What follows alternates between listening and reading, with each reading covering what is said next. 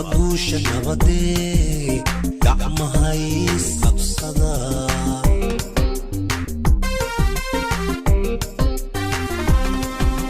تدكيغو قروسو أقديت لو يحي وأقوش نبضي قعمها يسقصدا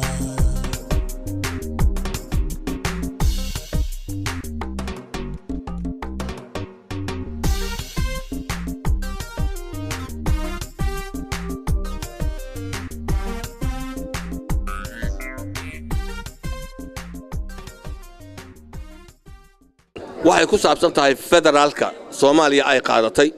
oo gobolada qaarna loo dhisay qaarna aan loo dhisin dawladdu qaar ay buushkaraysay qaarna aysan buushkarayn daliil halka ku jirta ayaan caawa doodeeda u bilaabanaynaa sida gobolada dhexe gobolada Hiiraan iyo Shabeellooyinka oo Banaadir oo kaleeto aan wax maamul wali laga samayn dawladuna ay culays ka saarayso sida hadda goboladan la yiraahdo Baaya Bokool oo kale ay dawladdu ay ku buushkaraysay inay wax dhistaan ayadoo goboladan ay kaga horeeyeen maamullo qaarkood xataa u dhisnaa inay midayso oo isku keento ay kaga horeeyeen dawladdu ay culays saarin maxaa dawladda u diiday sida kuwan u buushkaraynayso kale inay kuwan u buushkarayso maadaama maamul federaal la qaadanayo doodeedu caawa saasay ku saabsan tahay haddii ilaahay idmo waana bilaabanayna bismillaahir rahmaanir rahiim horta aad iyo aad ayaa u mahadsantiin ka soo qaybgalka caawa doodan uga soo qayb gasheen runtii waa dood aad u wanaagsan oo dadkayga deegaanadaas gobolada dhexe degan qosaysa inaan u hadalno runtii haddaan ka hadlo federaalka caawa meesha aan iskugu nimid oo mawduuca aan iskugu nimid ah federaalka markaan ka hadlayo gobolada dhexe anigu mar dhow ayaan xamar ka yimid Muqdisho dawladda Soomaaliyeedna dad badan aan iska aragnay runtii haddaan wax dhihi karaa dawladda Soomaaliyeed aad bay uga seexatay gobolada dhexe sidii maamul looga dhisi lahaa taasna waa ku eedaynayna dawladda waayo xubnaha la yiraahdo guddiga farsamada ee loo sameeyay gobolada dhexe hadeer anisaan ka warqabo dhowr mar waxaan kala kulmay gudoomiyaha oo Xaliime Ismaaciil oo runtii gabar aad u qiimo badan ah iyo waxaan kala kulmay Aspro Umar Afayeenka kulligood waxaan ka wada hadalnay bal maxaa loo socodsiilayaa maamulka runtii waxay ugu dhaheen annaga dhankeena waa diyaar garoonay hatta jeebkeena ayaan iska bixinaa lacagta hoteelada waxna siiyay dawladda inagu taakulaysa male marka annaga dhankeena ma ahane waxay sheegeen eedda ay dusha uga saareen inay dawladda wali aysan u istaagin inay bushgarayso oo hawsha isfaac u gasho runtii dawladda marka arintaas waa lagu eedeynaa waa dawladda waxa la rabay inay hor u wado aniga waxaan kala qayb galay shirkii guddiga farsamada tagay cadaado bishii September waa la socdo guddiga farsamada gobolada dhexe waxa kale oo tagay madaxweynaha Cabdi Qaybdiid waxaan markaa nagu soo dhaweeyay madaxweynaha Xibin Xeeb Abdullaahi Baarleex oo runtii dadweynaha deegaankaas oo runtii u taagnaa sida gubashaas ay ku qabsoomi lahayd aad iyo aad maartay habeenin baan u taagnaa guriyana diyaariyay oo runtii u diyaar garowga oo dhaxaysay maamul looga sameeyay lahaa haddaba intaas markay dhacday inta aniga aan goobjoog u ahay guddiga farsamada waxay la shireen dadka deegaanka oo markaas joogay dadka yimid Xardheere dadka yimid Dhuusamareeb dadka yimid Gaalkacyo dadka deegaanka runtii aad loogu soo dhaweeyay maamulka markaas haddana ka taliya oo Xibin Xeeb way soo dhaweeyeen waan uga mahad celinayaa si sharaf u soo dhaweeyay laakiin guddiga farsamada meesha waxay fadhiyeen hal bil oo dhamaatay ay fadhiyeen ana goob joog ahay 1 month ay fadhiyeen intaas waxa la lahayd dawladda dad soo dirayso dawladda imaanayso dawladda in ka daba imaanayso ciidamo la yiraahdo African Union imaanayo intaas ayaa dadka lagu maaweelay siyaasiyiinta markaas lagu maaweelan kamid ah dabcan runtii haddana waxay noqotay in xamar ku soo noqono kulligeen macal guddiga farsamadii Muqdisho ku soo noqonay bismillaahir rahmaanir rahiim horta waa mahadsantiin waxaana mahad gaar ah u celinayaa horta ururka soo qaban qaabi Somali Support Alliance qaasatan macnaha gudoomiyada Ifraax iyo anigoo macnaha kamid ahaa qaban qaabiyaasha macnaha shirkan oo macnaheedu u ahaa in dareenka dadka ay gudbiyaan si macnaheedu ma dawladda annaga inaan mucaarad ku nahay ma aha laakiin dawladdu waxa way dadkeedii in dadka dawladda geedo uma taliso dadka u talisaa inaan annaga u sheegno waxa dareenkeena uu qabo waxaan arkaynaa dhaliilo waxaan arkaynaa aniga waxaan ka soo jeedaa gobolka hiiraan waxaan dhaliilaha arkayna waxay tahay macnaha for example oo kale hiiraan waxay ka soo hartay 6 gobol 90 macnaha 60gii waxay ka soo hartay 8 gobol dawladdii kacaanka 18 gobol laga dhigay hiiraan still waxay aad hiiraan sheekh shariif aan ugu roonaa oo wuxuu ka dhigay shabeellada sare iyo hiiraan marka annaga oo kale dad hadda hiiraan nahay waa qabaa'il badan ayaa meesha degan waxaan leenahay webiyaana maro waxaan leenahay population badan ayaa oo macnaha dadku wuu badan yahay adduunyada waxaa la qiimeeyaa dad lama qiimeeyo macnaha dhul ballaaran oo macnaha qof dhulku oo waxba lahayn oo la deganin oo macnaha hadda lama qiimeeyo waxaa la qiimeeyaa adduunyada waa dad hiiraan oo kale anaga waxaan u aragnaa gobol macnaha weyn oo macnaha dadkiisu badan yahay shabeellada sare waxaan ka codsanaynaa marka dhibaatada aan dareemayno waxay tahay annaga in noola aqoonsado state sababta waa isbixi karnaa future-ka markii la fiiriyo dhinaca dhaqaalaha xoolaha oo kale waa isbixi karnaa population ahaan waa isbixi karnaa marka waxaan ka codsanaynaa dawladda inay nadadar geliso dawladda waxaan aragnaa inay naga jiifto because 2016ka dawladda waa dawlad federaal ah 2016ka waa macnaha uu nagu soo dhow yahay waxaan aragnaa marka in waqtiga uu nasoo hayo annaga macnaha haddaan wax noola dhisin sidee marka ugu fikiraynaa sidee uu tartamayna anaga waxaan rabnaa tartan waa positive jubbooyinka waa ku faraxsannahay waa walaalaheen laakiin waxaa la rabaa in la tartamo waxaan kaloo ku faraxsannahay macnaha shabeellada hoose iyo bay iyo bakool iyo ayagana macnaha in la tartamo Puntland in la tartamo la rabaa oo macnaha dhinaca federalismka so annaga marka hawsheena marka intee ka jiftaa annaga diyaaraan nahay laakiin waxay naga jiftaa dhinaca annaga waxaa nagala haystaa xamar dawladda ayaa abaalkana haysato marka dawladda waxaan ka codsanaynaa dawladdeena aan jecelnahay sharafta leh waxaan ka codsanaynaa sida ugu dhaqsaha badan inay u dardar geliso qaasatan shabeellada sare iyo hiiraan noola aqoonsado state ka madax bannaan shuruudahan waa soo buuxinay wassalaamu calaykum waxaan kaloo u mahad celinayaa inta ka soo qayb gashay xafladan quruxda badan leh waxaan kaloo u mahad celinayaa ururka soo qaban qaabiyay Somali Support Alliance daadiyaha iyo warbaahinta labadaba waa u mahad celinayaa sidoo kale haddii fakarkayga aan ka hadlo ku aadan gobolada dhexe hiiraan gobolka banaadir iyo meelaha kale xaqiranba haddii fakarkayga ku aadan aan ka hadlo horta runtii waxyaalo badan baan u jeednaa waxyaalaha aan u jeedno waa ummadda dhan waa wada aragtaa wax qarsoon ma jiraan sida ragga igu horeeya ka dhawaajiyeen abdidheera uu ka hadlay madax kor la isaga keenay way jirtaa oo la qaatay dawladduna qaadatay dadkii deegaankuna qaateen mid maahan laba maahan waa badan yihiin maamulo dhisnaa oo road mapkii wax ka saxiixay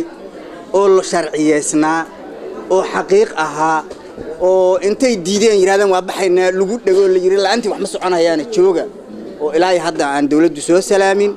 cidi war u haynin wax la hadli jirinin way jiraan ayaguna meeshoodii wali ku sugayaan dawladda maamulka xibin iyo xeeb wax la qariyo waa ka weyn gogol bay dhigan gobolada dhexe u dhigeen hoteelay u dhiseen qarashkii bay diyaariyeen wax kasta annaga diyaar la ay yiraahdeen dawladdan wax looga baahnayn UN baan wax looga baahnayn cid wax looga baahan yahay ma jirto waxa la awoodi waayay in la yiraahdo war meesha tago wax soo sameeysta waa la diiday ma dadka deegaanka diidan ma dawladda diidan ma beesha caalamkana diidan yaa yaqaan waa in la isweydiiyo ila wax naga maqan male lacagtii way diyaariyeen wax lagu sameyn lahaa arigooday soo aruuriyeen wax yiraahdeen intaas oo kun oo neef baa noo joogtaan ummadda ku casuumeynaa hoteelay u diyaari anigu waa tagay dadka soo arkaan kamid ahay oo tagay cadaade tagay oo indhahay ku soo ark wax ay diyaariyeen cid aan weydiinayo male galmudug 10 jeer bay isku dayeen inay laftigooda wax qalqaaliyaan waa maamul sharciyeysan road map wax ka saxiixo haday caawa ka noqdaan dawladda dhinay wax ku salaysan lama garanayo ilaa dadku wax ka saxiixay way ka soo gudub waxa la arko oo iska muuqdo xaqiiqda waxa weeye gobolka hiiraan gobolka banaadir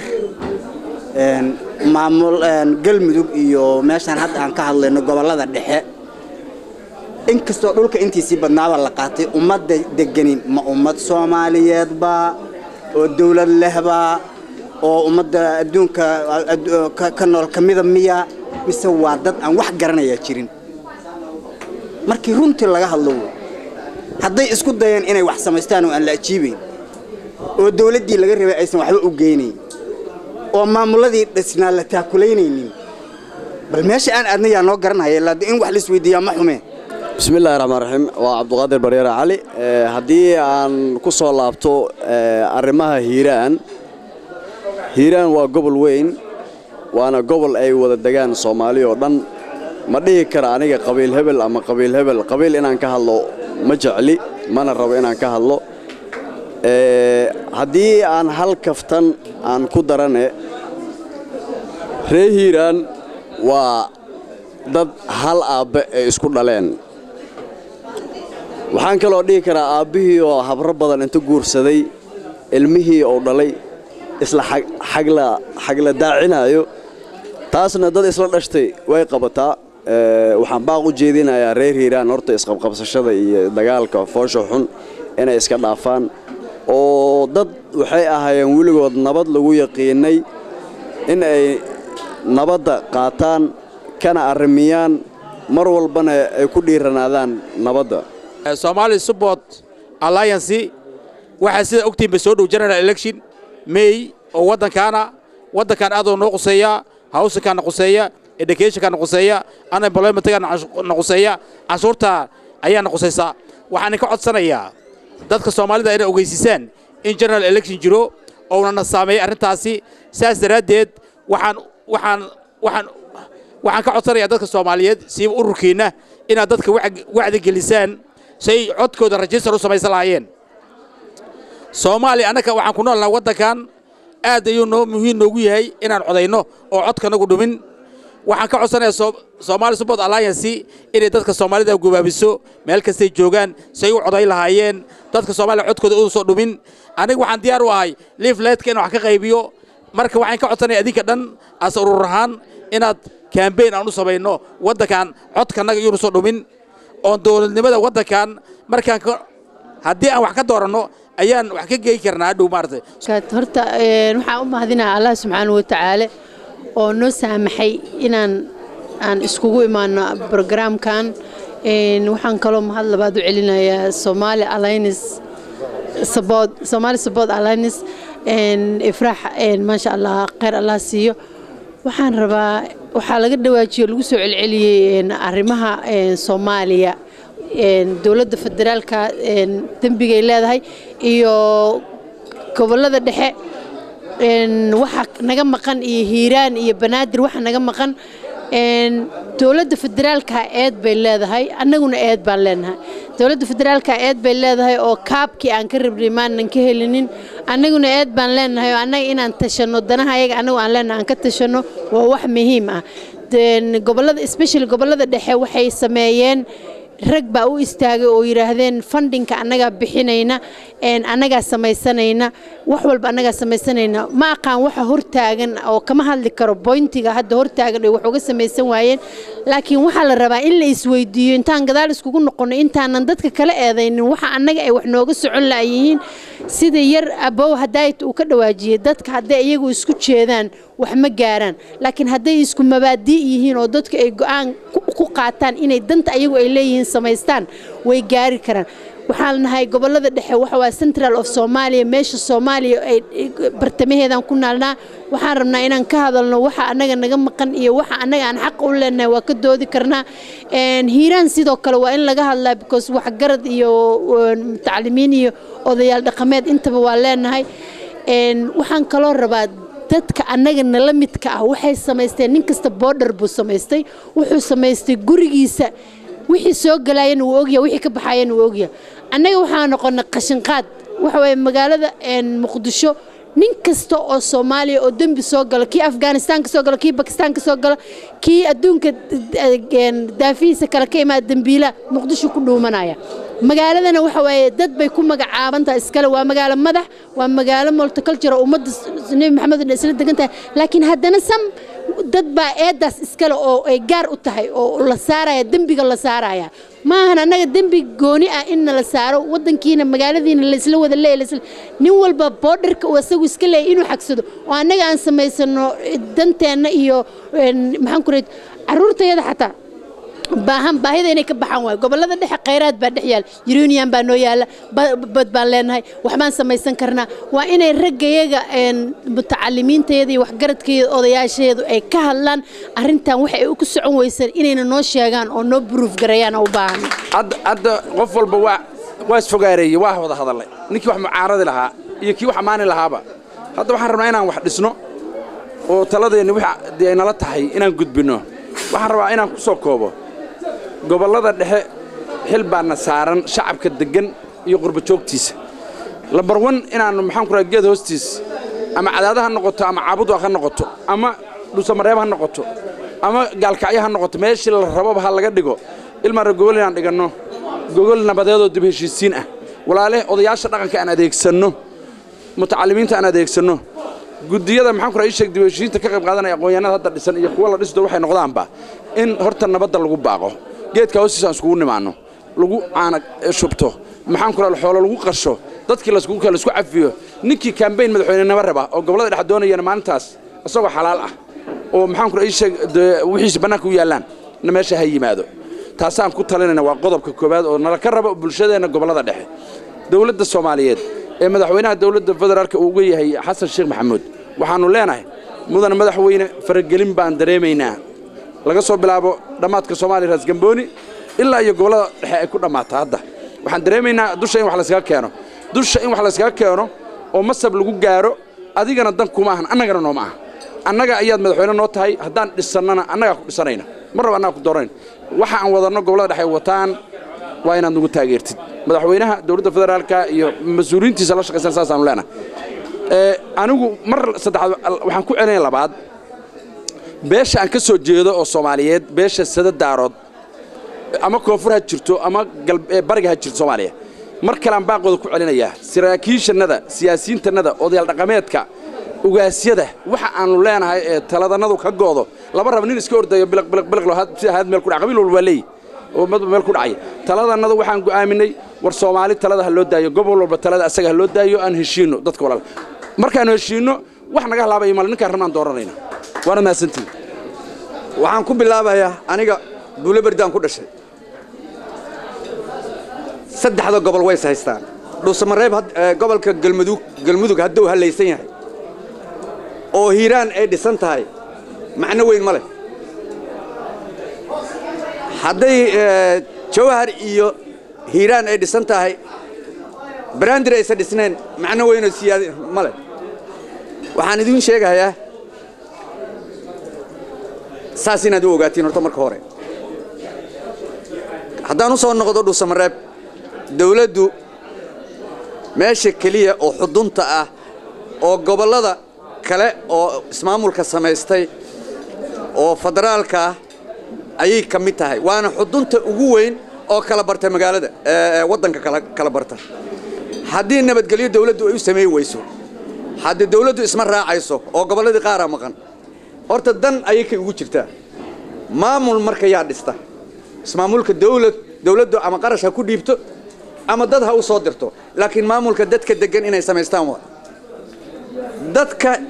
yaa marka afhayeen u ah yaa u hadlaayo annagu kolleyba waxaan maanta iskugu nimid inaan u hadalno laakiin suurtagal ma noqonayso annaga kaliya inaan hadalno dawladda xibnaheeda oo ugu jira goboladaas ama wasiiraan ama xildhibaan ha ahaadeen ayaa dadka wax u qabta waxa loo magacaabay oo baarlamaanka ugu jira ama dawladda ugu jiraan waxa weeyaan gobolada inay wax u dhisaan waxaan rabaa marka inaan idin sheego dawladda federaalka laftigeeda ayaad moodaa degdeg inuu ka muuqdo war arinta tani nin saaxiibkay wariye walaalkeen xiriirinay caawa had wuxuu lahaa maamuladu Puntland ayada waxay samaysatay maxaan ku raadayay sheeg Soomaaliland ayada waxay samaysatay ximan iyo xeeb waxooda ayaga samaystay maxay u samaysan laadahay gobolada dhexe war baashan madaxa la iskaga keenay dawladda federaalka ay run baan sheegay laga bilaabo koonfur Jubbaland koonfur galbeed madaxa la iskaga keenay wallahi inaan shacabku dooran run baan sheegay codeer baan ku leeyahay arintaas codkaygana yaan la goynay runta la isku shaafiican dushaan la iskaga keenay arinta geed hoostiis galmudug Itoobiya wax u dhistay ximan iyo xeeb galmudug wax u dhistay Puntland Itoobiya wax u dhistay oo may dhisan ayaga saf gartay sababtii galmudug wax ku dhisatay oo ximan iyo xeeb ay ku dhisteen وأهل السنة والجماعة أنت كم مقن تان ميل فريسنو بواحد سكرنا وأنا وصو وحانو لا أنا وقوها الله يعودك باش سدد دارود من راس جنبان تشوب لنا قوة الجنب دوش الله وكانوا يصير متلين والله إننا تشوب لنا متل دجال بنكتشرنا شباب بنا نهين معنا والله دجال بنكتشرنا وأنا وحبل السعوديين قسم أنا وحبل السعوديين أنت قف دوش الله وكانوا وحان عطير كل أنا وأن دولة فدرالك وباقينا مدحوينه إنه جابيان شعله صاحب هذا لو حمت الدم الجديد إنه جابيان بان شعله لكن وحان نديدنا هي ورد بهشيسين تساس معها وردوش إن لسه كان ما في أنا رجع حد ترتمي السياسيين تاع قبل هذا دعاء معترف كها قنت لها بعملها قاركود حبل يقول يقول الدسيدة نك اللي يرادو أحمد فقيه وكله وهذا عبد الطريق ماشي اللي بلنبل يدقمون كأن دقنوه والله وحنوصل كاربد بنقول لهاي أو ويل كده اللي يراد حماني يحب يستطيع شاشر عن كاربد بنقول له كوا أنا نرمين بالسوق قصبية رتني شيء وحبها سوق قرننا المدرسة رنتها لقاها الله أنا والشخص هذا المرة هيو لكن دد معترف على هليا dadka ka dhex gadmaya geed hoostaan fariisanayna beesha sade odayaal bilaa siyaasiyiin bilaa dad muctarif ilaa wali qof ka hadlay ma naqasheen oo mareexana oo involved ku ah gobolada dhexe oo musharaxa waan diidan waan inoo gareynaya haddii aan u soo noqdo barnaamijkan caawa loo fadhiyo maxaa hortaagan gobolada dhexe hiiraan shabeellada dhexe iyo banaadir runtii waxaan anigu ku jawaabi lahaa hortaagnaashada waxaa ka horeysa oo ana asleeyahay hagrasha jirta hagrashadana waxay ka imaanaysaa waa dhinaca dawladda federaalka ah sida ogtiin waxay rabaa inaan dul maro dawladda federaalka madaxda qaranka hadda la doortay markii la doortay kadib maamulku ugu horeeyay oo la dhiso waxay ahayd Shabeelle State oo dadka degan shabeellooyinka isugu yimaadeen ka tashteen ayahooda ay nidaam u sameysteen ee madaxweyne ku xigeen doorteen ayagoo wiliba qaybsaday shabeellada hoose ninka Shabeelle State madaxweynaha ka ahaa wuxuu ahaa nin ka soo jeedo shabeellada hoose madaxweyne ku xigeenkana wuxuu ahaa shabeellada dhexe waa maamulku ugu horeeyay oo dhankan laga dhiso markaas shabeellada hoose Kismaayo ilaa iyo Baay Bakool qayb kamida gacanta dawladda kuma jirin markii maamulkaas la sameeyay madaxda qaranka ee dawladda federaalka ah way ignore gareeyeen cid la ka tashata malahan cid oo daba gashay malahan cid taageerta malahan cid financial ka taageerta ma jirto waa la hagraday waxa ku xigay maamulkan gobolada dhexe sida ogtihiin gobolada dhexe aan dhihina maamulka Jubbaland iyadoo dawladdu kan hagratay oo kan indhaha ka iskaga dabooshay ayaa waxa la doortay maamul Jubbaland mar allaala markii Kismaayo gacanta ay soo gashay dawladda waxa la doortay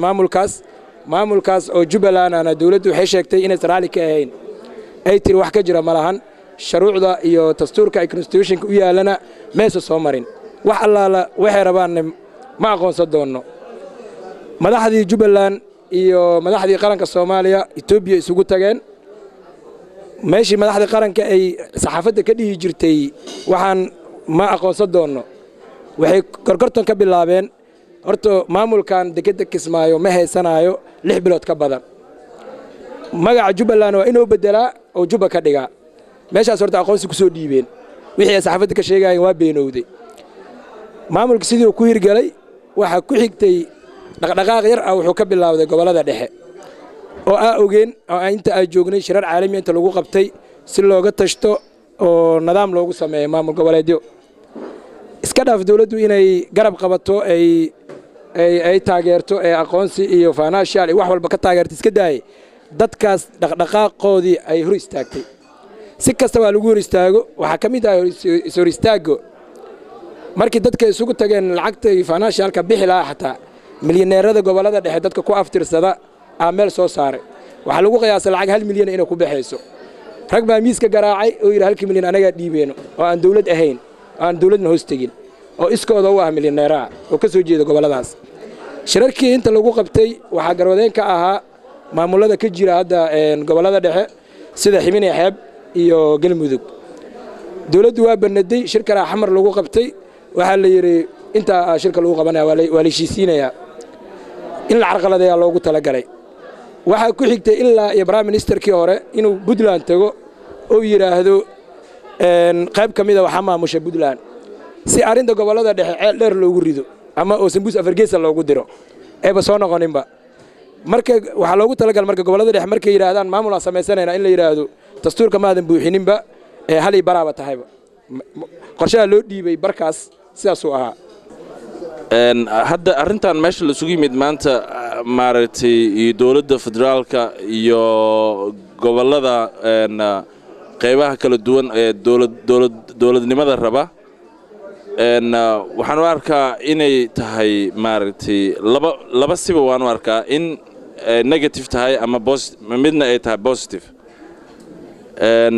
midda positiveka aan idiin soo hormariyo in waxaan soo marnay waddankeena oo baaba'san oo maaragtay aan rajaba laga lahaynba inuu dowlad yeesho dad badan oo hadda meeshaan fadhiya badankood waxay eedanayaan dowladda Soomaaliya hadda ka jirta waxaan is leeyahay dowlad kasta oo baaba'san dadka dowladda u noqda madaxda u noqda haddii xaaladda ay sidaan tahay mar kasto waxaa qasab ah in la eedeeyo sababtoo ah wax dhisanba lama arkaba maxaa ku eedeysaa xasan sheekh maxamuud muxuu haystaaba meel uu ka taliyay lama arkay maxaa ku eedeynay oo aad u dhiibatay oo aad canshuur ma aad siinin dowlad iskool oo ciyaal oo asaga lacag oo ka dhiibay ma soo bixin isbitaal oo leeyahay ma lahan dowladda waa inay sidaas samaysaa dowladda ma joogto meeshan waa dowladda waa dadka waxaan is leeyahay sida ila tahay dadka gobollada jooga iyo dadka Soomaaliya ku nool inay ayagu ay dhahaan xasanow sideen rabtaa inaan wax u qabanno maxaan kugu support gareynaa sideen nasi instructions aan raacno ma ahane maxay ayagu u qaban waayeen dowladda maxay saan u sameeyay dowladda waxay haysata malaha waxaan ka soo jeedaa asal ahaan gobolka Hiiraan laakiin waxaan ku dhashay degmada Jilib madaxweyne aan aniga soo dooranayaa maanta madaxweyne Axmed Madoobe waxaan leeyahay waa nasiib darro gobolka Hiiraan in 1960 ilaa hadda ay maarta nasiib darro ay ku socoto oo cadaalad darro ah taas waxaa dheer cadaalad darradii gobolka Hiiraan lagu hayay ilaa 60kii maanta inay soo raacdo gobolladii dhexe oo maanta gobolladii dhexe sidaan ognahay waxa ka dhisnaa maamullo oo tayo leh oo runtii maartaadii adduun weynaha u aqoonsanaa oo African Union ay aqoonsanaa oo nabad ka jirtay maanta dawladdii in maartaadii aan markii wax ay rabaan inay sameystaan in ay xagal daacinayso dawladdii aysan maartaadii wax la qabanin markaan u soo noqdo gobolka Hiiraan dawladdu waxay wada qorshe ah inay isku darto gobolka Hiiraan iyo Shabeellada Dhexe runtii labadaas gobol isma qaadi karaan waxa yeelay isku population maaha isku maaha tayo iyo isku qaba maxay gobolka Hiiraan waxa degan ilaa 12 qabiil marka 13 qabiil in ka badan 13 qabiil ka badan degan in 13 qabiil oo isdul saaran la dulgeeyo qabiil kale ama maarta gobol yar lagu daro runtii waa nasiib darro marka waxaan dhihi lahaa dadka deegaanka maarta adii sheegan ku nool gobolka Hiiraan ha noqoto ama ha noqoto gobollada dhexe ayagay ka go'daa talada dawlad inaysan sugin ama aysan sugin maarta adii sheegan international community kale aysan sugin ay danooda ka tashtaan bismillaahir rahmaanir rahiim assalaamu alaykum waraxmatullaahi wabarakaatu waa idin salaamaa dhammaantiin marti sharafta caawa noo timid anoo ku hadlaya gudoomiyaha magaca Somali Support Alliance is beautiful caawa waa program aad u qurux badan dood cilmiyeedan qof loogu talagalay ama qof la raba in lagu karbaasho ma jirto laakiin shacabkii waxaan aragnay inay caloosha ka sheekaysanayaan inta caloosha ka sheekaysan lahaayeen afka ka hadlaan waxa waaye independent waa qofku wuxuu qabo inuu sheego wuxuu dareemayo sheego waxa uu tabanayo sheego waxa ka dhiman inuu qofku sheego waa loo baahan yahay marka doodan oo kale dadka way anfacaysaa runtii maxaa yeelay dad badan waxay aaminsan yihiin isteedyo badan ay hore u tageen oo 25 sano ay maxaa la dhahaa ay dhisan yihiin jaamacado ay leeyihiin waxbarasho ay haystaan cabitaankood iyo biyahood iyo isku saareen mukayfkooda dadna biyo ay cabaan ay laayihiin marka xaqiiqo waxa ah in maxay tahay ay jiraan dad ah silent victim ka waxa way dadka aan hadlaynin laakiin dhibanaha ah marka maadaama dhibanayaal ay jiraan ilaahay subxaana watacaala xataa wuxuu yidhi isku naxariista sida aniga kugu naxariisto dadka yacni dariskeenna ah ama maxaa la dhahaa horumarka gaaray waa inay u naxariistaan dadka ayaga la midka ah oon maxaa la dhahaa horumar lahayn hadday noqoto in debated hadhowdi maxay tahay hadhowdi tartan la soo galo oo maxaa la dhahaa la baratamo dad baa waxaa ka soo baxaya injineero dad baa waxaa ka soo baxaya dhaqaatiir dad baa waxaa ka soo baxaya pilots dadna wax u soo baxaba ma lahanba waxba maba haystaanba maxaa u soo baxayaba waayo maba dhisnaba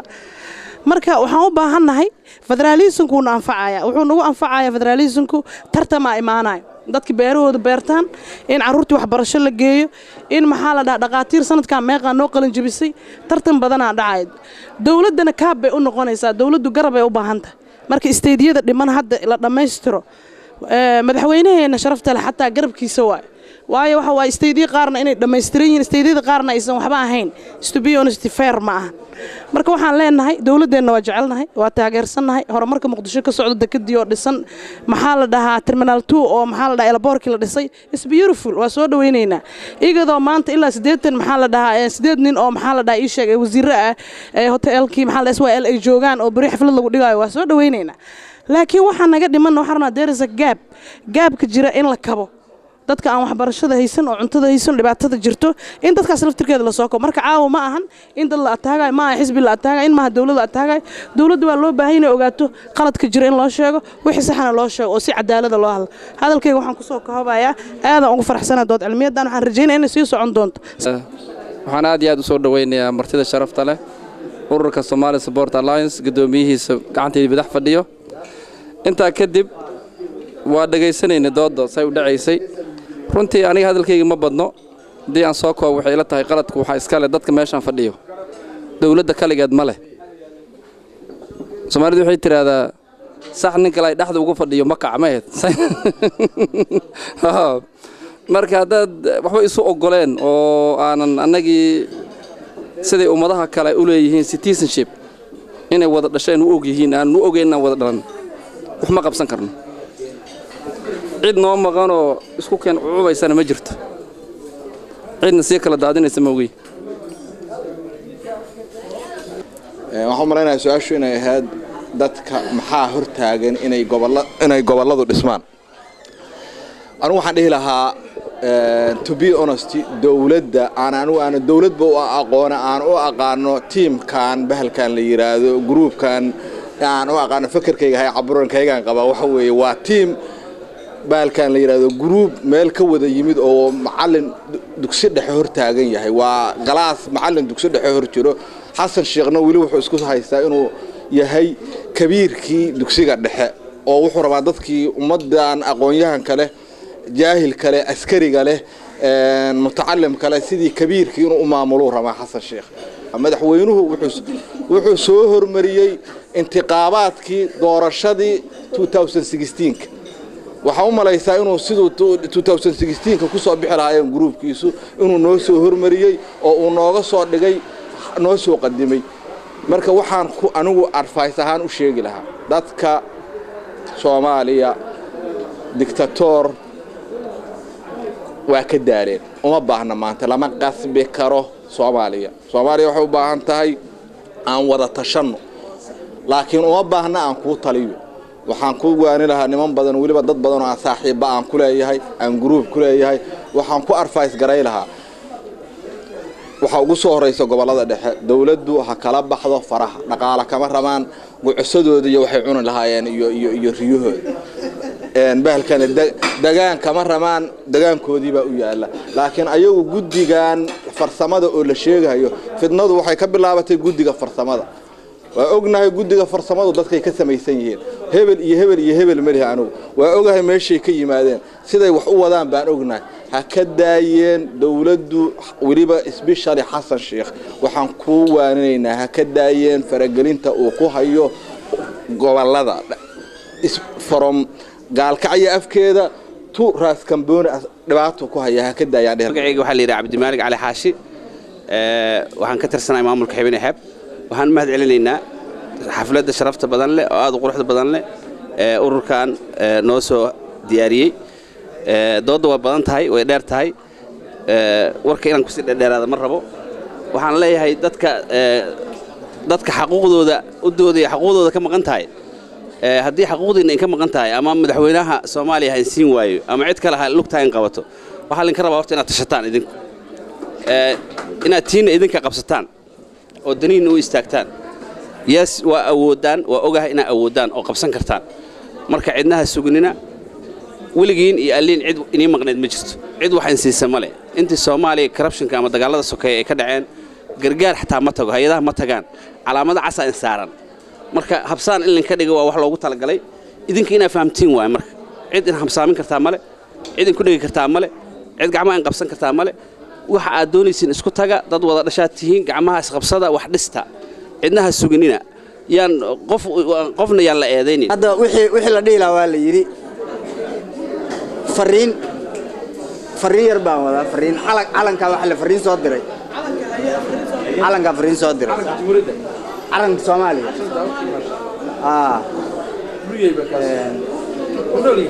marka calanka fariin soo diray fariintu mar hore ahayd hadda ma ahan Abdiraxmaan Gaasi Maryam Mursal iyo fariin soo gudbiyaan laakiin dadka ma wada gaarin marka calanku wuxuu yiri tolay Soomaaliyay intay isku tagi lahayd muruqa isku geyn lahayd tolay Soomaaliyay intay isku tagi lahayd muruqa isku geyn lahayd maaliyadda midayn lahayd waa taasi kala tagtee tobanka u qaybsantay tagtay soo ma aragta aad iyo aad baa u mahadsantii waxaan rabaa inaan bal soo jeediyo marka waa talo taladeedina waxay ku salaysan tahay maamul goboleedyada wax badan laga hadlay gobolada dhexe laga hadlay hiiraana laga hadlay intaas waa maamul goboleedyo dad Soomaaliyeed degan yihiin hadda waxa ka hadlayna waxay tahay caasimadda Soomaaliya ee magaalada Muqdisho ama gobolka Banaadir waa meesha kaliya ay dawladda Soomaaliya ay ku xoogan tahay oo nidaam ka jiro oo kala dambeyn ka jirto sida ognahayna waxa la rabay in markii la bilaabayay maamul goboleedyada in iyada laga bilaabo laana waa meeshii ay dawladda dhexe xarunta u ahayd ee fadhiga u ahaa meesan dhicin dib loo dhigay maadaama marka dib loo dhigay waqtigeedii waxa isleenahay hadda la joogaa waxaan rabnaa markii inaan ka hadalno sidee loogu sameey karaa maamul goboleed dastuurka ma waafaqi kartaa iyadoo kaligeeda oo aan gobol lagu dareenin gobolka Banaadir aniga shakhsiyan waxaan qabaa sida gudoomiyaha gobolka Banaadir mudane Xasan Maxamed Mungaab uu bilaabay in loo daayo waa nidaamka kaliya ee maamul inay yeelato loogu talagalay oo lagu gaari karo gudoomiyaha Mungaab wuxuu bilaabay in gudoomiyaasha degmada ee san dhicin mar dambe inuu gudoomiye gobolka Banaadir ama duqa magaalada Muqdisho inuu doorto ee san dhicin taas mid la mid ahna madaxweynaha inuu san dooranin gudoomiyaha gobolka Banaadir federalismka markaa u laabano ay dadku deegaanku soo doortaan golo deegaan gudoomiye degmo oo ka timaado dadka degan degmooyinka gobolka Banaadir ay soo doortaan gudoomiye oo degmada ah si gudoomiyahaas degmada ah iyo ergooyinka ayagu ay u doortaan golo deegaankaasna uu doorto gudoomiye gobol ee gobolka Banaadir ah taas waa federal markii dhinaca sharciyan loo fiiriyo dastuurka Soomaaliya waxa ku qoran in la yiri caasimaddu gobolka Banaadir ahaan waxa uu codeynayo baarlamaanka Soomaaliya uu codeynayo baarlamaanka Soomaaliya sida ognahay wuxuu ku yimid awood qaybsi goboladan aan ka dhawaajinay ama hadisnaadan ama isnaanin ay ka soo wada jeedaan midda marka oo loogu talagalay midda oo xasleeyahay loogu talagalay in gobolka Banaadir dib loogu dhigo waxay tahay dastuurka markii la rabo horto wax waa laga bedelaa waxna waa lagu daraa markii la rabo in loo adeegsado dhinaca ayagu rabaan dadku waa laga bedelaa wixii rabana waa laga saaraa dastuurka waxa ku qoran in gudoomiyaha gobolka maamul goboleedka Banaadir uu dooranayo ama uu ka codeynayo baarlamaanka waa fine waa wax fiican in baarlamaanku ka codeeyo kulli ilama ahan inay diidi doonaan baarlamaanka meesha dhaqaalaha iyo mushaaraadka laga siiyay waxa ugu badan waa gobolka Banaadir baarlamaan inuu diidi doono uma leeymaayo laakiin wax la soo ay waxay tahay ma la horgeeyay baarlamaanka ma lagu tala jiraa tii mungaab oo golaha deegaameysiga uu bilaabay daasta federaal meesha federaalnimada ay ka bilaabanayso ee gobolka banaadir xaquuqdeeda soo dhicinayso waa taas meesha ay gobolka banaadir ka bilaaba lahayd intaasna la dardargeliyo isheeg meesha la yidhaahdo golaha baarlamaankuna ay dardargeliyaan ay cod aqlabiyad leh u qaadaan waxaan kula dardaarmaa golaha baarlamaanku inay si degdega ay ugu codeeyaan in maamulka gobolka banaadir uu noqdo caasimad uu noqdo maamul gobol banaadir ahaan oo ka baxsan maamulada kale ee aanan la raacinin sida qorshaha hadduu yahay in hiiraan shabeellada dhexe iyo gobolka banaadir la isku diraa la dhigo wax macquula ma ahan baarlamaanka waxaa kula dardaarmaya golaha shacbiga in ay u codeeyaan inuu keligiis noqdo haddaba waxaan la kulannay guddoomiyaha Somali Support Alliance Ifraax oo iyadoo shirka soo qaban qaabisay marka hore waxaan weydiiyay bal inay warbixin naga siiso shirka iyo waxa uu ku saabsanaa waa mahadsantahay maxamed yuusuf alxamdulilah rabbil caalamiin shir aad u qurux badan oo ahaa maxaa yeelay bulshada magaalada London ku nool aad bay isku wareystaan waxaan dareemay dareen badan inay mataqaanaa ka dhex guuxay marka maadaama wada hadalka arrimaha community-ga aan maxay tahay ku jirto arrimaheena aan waxaan rabnaa horumarka Soomaaliya sidii macnaheedu looga dabageeyay bulshada deeris gaabka in la buuxiyo qof walba inuu calooshiisa si kalsooni leh uga hadlo maxaa yeelay dawladdeenu waay waxa aan rabnaa waa inaan u sheegi karno marka laga hadlayo arrimaha federaalka gaar ahaan waxaad focus ka saarteen arrimaha gobolada dhexe iyo Hiiraan iyo Shabeellaha dhexe iyo Banaadir oo kale maxaa ka tiraadeen marka waxaan aad u jecelnahay even aniga shakhsiyan in maxaa la maadaama federalismku uu yahay maxaa la dhahaa ii sheeg aysan dadku hadda u fahmeen inay qabiil tahay federalismku waxa waa in la horumariyo deegaan kasta inuu horumar yeesho hadday ahaan lahayd waxbarashada hadday ahaan lahayd amniga hadday ahaan lahayd caafimaadka hadday ahaan lahayd dadka ku nool in shaqo abuur ay helaan marka federalism badanaa horumaray oo hadda mataqaanaa oo state-kooda u taabagalay in marka saddexdan gobol oo hadda dhiman saddexdan state oo hadda dhiman in la dardargeliyo maxaa marka ugu baaqaysaan dawladda dhexe in ay wax ka qabato goboladan oo arrimaha federaalka la soo gabagabeeyo baaq noocee u jeedinaysaan dawladda waxaan u jeedinaynaa baaq aad macnaheedu diiran oo ah waa ognahay dad mataqaanaa adduunka la socdaanahay oo mataqaanaa waa dareensannahay in prime ministerkii maadaama la bedelay aysan hadda wasiirre aysan dhisnayn oo maanta dawladda aysan awoodin inay wax u dirto hase ahaatee inay focus ka saarto waayo Central of Somalia markuu dhismo Hiiraan iyo maxaa la dhahaa inta kalena ay dhismaan gobolka maxaa la dhahaa Banaadirno state-kiisa helo saddexdaas state dadka degan markaas niyadooda maxaa la dhahaa aad u dagaysa hadda aad u maxaa la dhahaa uga walwalsan yihiin waxay leeyihiin dadka kale stateskooda waa dhisteen laakiin annaga waqtigaa nagu dhacay marka walwalkaas waan wada taabanaya annaga dhan wata aad u mahadsantahay